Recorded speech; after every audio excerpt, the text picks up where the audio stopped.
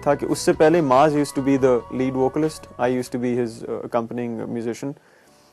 और होते होते अब ये है कि माज और मैं दोनों साथ ही, कुछ गानों में माज और मैंने साथ गाया है, कुछ में माज की हार्मनीज हैं, मैं लीड पे हूँ।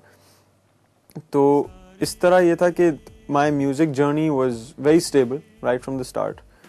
और मेरी बेसिक समझ लें कि इंस्पिरेशन एज ए, मतलब इंसान आप समझ लें, in the first place is should be my parents, because उन्हीं की वजह से I think I turned out to be a musician, वरना तो मैं शायद इस साइड में घुसता भी नहीं। ट्रेनिंग मेरी फॉर्मल ट्रेनिंग कोई आज सच नहीं थी, लेकिन मैंने सारी उम्र बचपन से ही एक्चुअली हमारे घर में, क्योंकि म्यूज़िक का जो एक लिसनिंग थी दैट वाज वेरी सीरियस।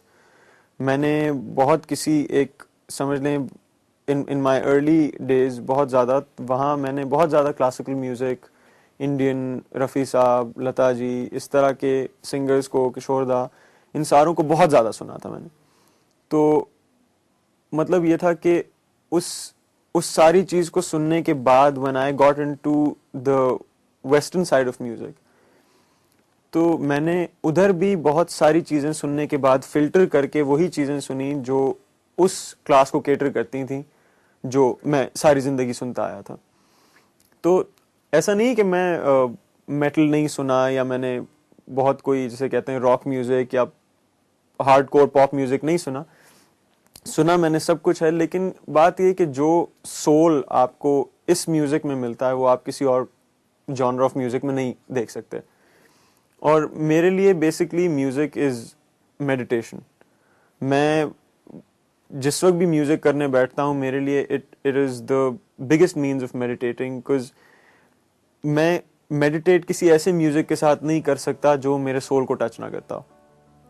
और इस क्लास में, इस जॉनर ऑफ म्यूज़िक में, that is the best thing, because over ages and ages ये वाला music used to be treated as a medicine for people's soul, for their illnesses, for their diseases। बहुत सारे साल पहले इस तरह लोगों का इलाज किया जाता था इस म्यूज़िक के थ्रू। तो ये कि नॉट कि मुझे कोई उन बाकी जॉनरास से कोई चिढ़ थी या कोई मुझे प्रॉब्लम थी, बट ये था कि दिस वाज मोर अपीलिंग, ये मुझे ज़्यादा अंदर लगता था, तो that is the only reason why I took it up.